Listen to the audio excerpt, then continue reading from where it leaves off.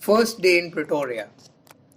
I had expected someone on behalf of Dada Abdullah's attorney to meet me at Pretoria station. I knew that no Indian would be there to receive me, since I had particularly promised not to put up an Indian house. But the attorney had sent no one. I understood later that as I had arrived on a Sunday, he could not have sent anyone without inconvenience. I was perplexed and wondered where to go, as I feared that no hotel would accept me. Pretoria station in 1893 was quite different from what it was in 1914. The lights were burning dimly. The travellers were few. I let all the other passengers go and thought that as soon as the ticket collector was fairly free, I would hand him my ticket and asked him if he could direct me to some small hotel or any other place where I might go. Otherwise, I would spend the night at the station. I must confess, I shrank from asking him even this, for I was afraid of being insulted. The station became clear of all passengers, and I gave my ticket to the ticket collector and began my inquiries. He replied to me courteously, but I saw that he could not be of any considerable help.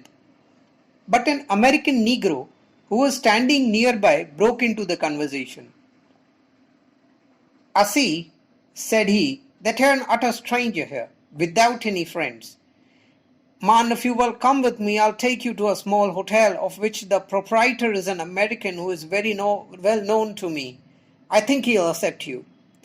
I had my own doubts about the offer, but I thanked him and accepted his suggestion. He took me to Johnson's family hotel. He drew Mr. Johnson aside to speak to him, and the latter agreed to accommodate me for the night on condition that I should have my dinner served in my room. "I assure you," said he, "that I have no color prejudice, but I have only European custom, and if I allowed you to eat in the dining room, my guests might be offended and even go away." "Thank you," said I, "even for accommodating me for the night. I am now more or less acquainted with the conditions here, and I understand your difficulty. I do not mind your serving the dinner in my room. I hope to be able to make some other arrangement tomorrow." I was shown into a room, where I now sat waiting for the dinner and musing, as I was quite alone. There were other many guests, not so much in the hotel, and I had expected the waiter to come very shortly with the dinner. Instead, Mr. Johnston appeared. He said, "I was ashamed of having asked you to have your dinner here. So I spoke to the other guests about you and asked them if they would mind your having your dinner in the dining room. They said they had no objection and they did not mind you staying here as long as you liked. Please therefore come to the dining room if you will and stay here as long as you wish." I thanked him again, went to the dining room and had a hearty dinner. Next morning I called on the attorney, Mr. A.W. Baker. Abdullah Seth had given me some description of him, so his cordial reception did not surprise me. He received me very warmly and made kind inquiries. I explained all about myself. Thereupon he said, "We have no work for you here as a barrister, for we have engaged the best counsel. The case is prolonged and complicated one. So I shall take your assistance only to the extent of getting necessary information. And of course you will make communication with my client easy for me, as I shall now ask for all the information I want from him through you. That is clearly an advantage, and I have not yet found rooms for you. I thought I had better to do so after having seen you. There is a fearful amount of color prejudice here, and therefore it is not easy to find lodgings for such as you. But I know a poor woman. She is the wife of a baker. I think she'll take you and thus add to her income at the same time. Come, let us go to her place." So he took me to her house. He spoke with her privately about me, and she agreed to accept me as a boarder at 35 shillings a week. Mr. Baker, besides being an attorney, was a staunch lay preacher. He is still alive and now engaged purely in missionary work. Having given up the legal profession, he is quite well to do. He still corresponds with me. In his letters, he always dwells on the same theme. He upholds the excellence of Christianity from various points of view and contends that it is impossible to find eternal peace unless one accepts Jesus as the only Son of God and the God Savior of mankind and the Savior of the mankind. During the very first interview, Mr. Baker ascertained my religious views. I said to him, I am a Hindu by birth, and yet I do not know much of Hinduism, and I know less of other religions. In fact, I do not know where I am and what is and what should be my belief. I intend to make a careful study of my own religion and as far as I can of other religions as well. Mr. Baker was glad to hear all this and said, I am one of the directors of South Africa General Mission.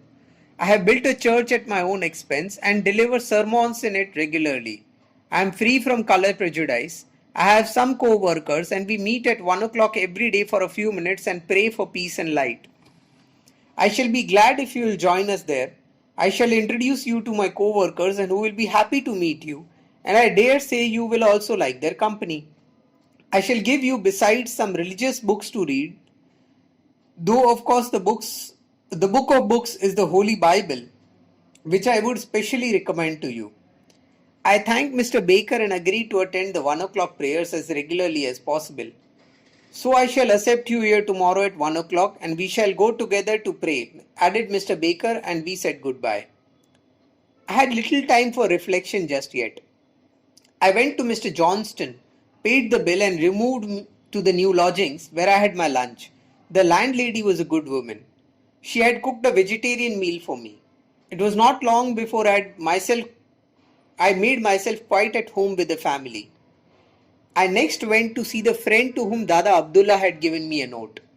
From him I learnt about the hardships of Indians in South Africa. He insisted that I should stay with him. I thanked him and told him that I had already made arrangements. He urged me not to hesitate to ask for anything I needed. It was now dark. I returned home, had my dinner, went to my room and lay there absorbed in deep thought.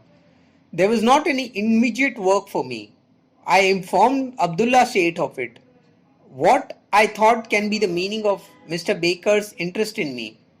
What shall I gain from his religious co-workers? How far should I undertake the study of Christianity? How was I to obtain literature about Hinduism? And how was I to understand Christianity in its proper perspective without thoroughly knowing my own religion? I could come to only one conclusion. I should make a dispassionate study of all that came to me and deal with Mr. Baker's group as God might guide me. I should not think of embracing another religion, but before I had fully understood my own. Thus, musing, I fell asleep.